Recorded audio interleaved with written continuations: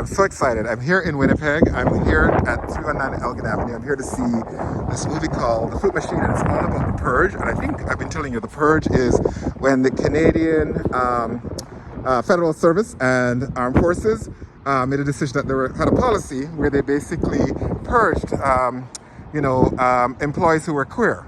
And so they basically, would try to, if they thought people were, or they got information that people were, they would actually then, or they would also have surveillance to see people's behaviors and patterns. And so what they would then do is they would then haul them in and interview them, interrogate them to decide if they were queer. And if that was identified, or they'd show them that they have lots of evidence against them.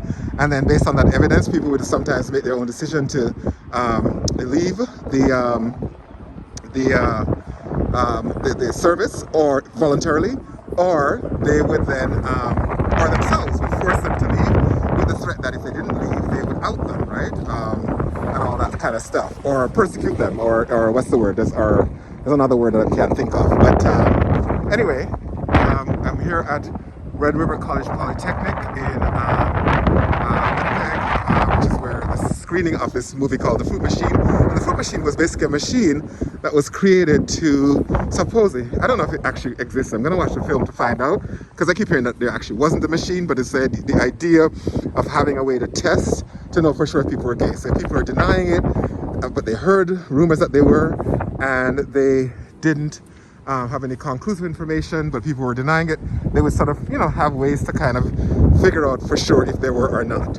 So anyway, I'm going to watch the documentary and see what it's all about and hear a little bit more about it. So this has been an interesting kind of learning experience here in Winnipeg. And you're probably wondering, why didn't you just put your face on this when you talk?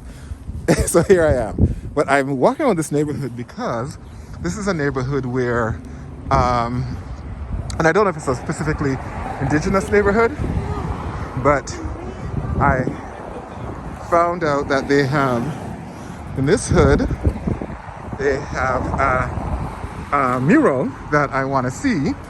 And the mural is of Sinclair. And I hope I'm going the right way and I won't get lost, and I'll have time to do this because I need to get back and see this thing at about 6 o'clock is when it starts. But I love these neighborhoods with these old buildings. So when you come out here to the Midwest of Canada, what we call the prairies, the US call it Midwest, we call it the prairies, and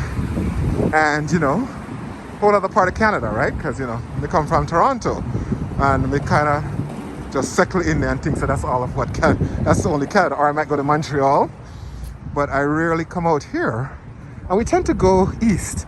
So Ottawa, Montreal, we might go to Nova Scotia, New Brunswick, Newfoundland. But look at this. Isn't this freaking amazing? So, there it is. I feel like I'm making a goddamn pilgrimage. And so you've got William Avenue and Princess Avenue is where we're at here in the Peg. And I can imagine, probably when I come back here a few years from now, there's going to be a big old building right there, because it looks like it's being primed for that. But it'd be nice if they make like a green space, or a recreational space. I guess I can cross. Not come. Well, it's not come, but they're crossing here. See, love these old buildings. And then here we are. Yes, there's my local voice. Oh, I'm so excited. I'm a bit teary.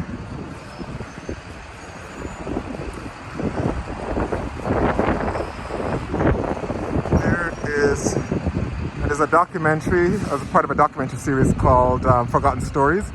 And it is actually about Sinclair's one of the stories. And you can see there, for 34 hours, those numbers, 34 hours, he sat in an emergency room here in Winnipeg, hospital, and I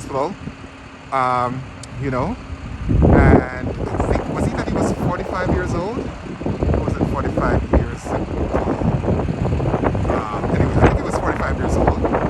He sat there for 34 hours, and I don't know what 2000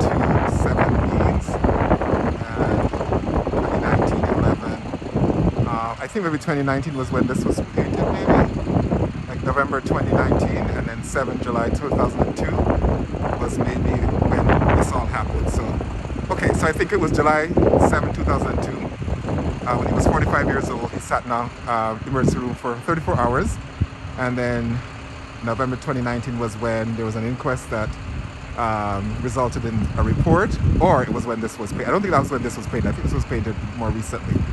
But anyway, I might have all that wrong, but you know the idea is Brian Sinclair sat in an emergency waiting room of a hospital for 34 hours and was not seen, and he died. He died sitting there waiting to be seen. He's an indigenous man. And basically it boiled down to in the inquest, you know, while they wouldn't admit that the indigenous is what caused the racism, the fact is that the family felt very much the systemic racism had a part to do with it, or systemic indigenous racism had something to do with it. And I think they pulled out of participating in the inquest as a result because they felt it wasn't being taken up. Because of the denial to acknowledge that one of the reasons he wasn't treated on time and that he died, what caused his death was because of anti-indigenous racism, right? So yeah, there it is.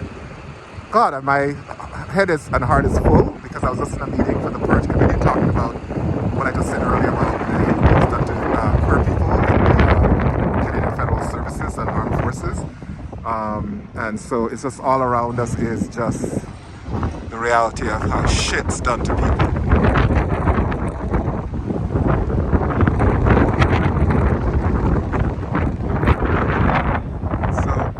I'm here, I saw it.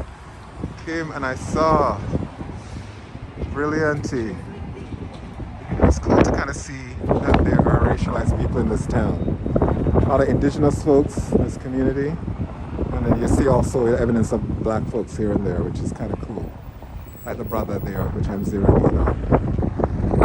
Alright, so I love these old buildings. It's a neighborhood of old buildings, right? You know, I could imagine a lot of, eventually you come back here and a lot of these might become hopefully indigenous run, owned, controlled cultural spaces, you know, maybe arts.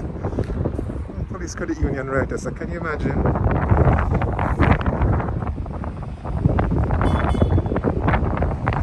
Alright, so let's take some photos in front of us. You know, it's like a destination of some kind, right? So I may carry on. So,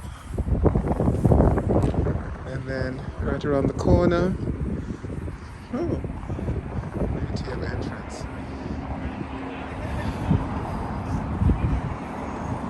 All right. Ciao.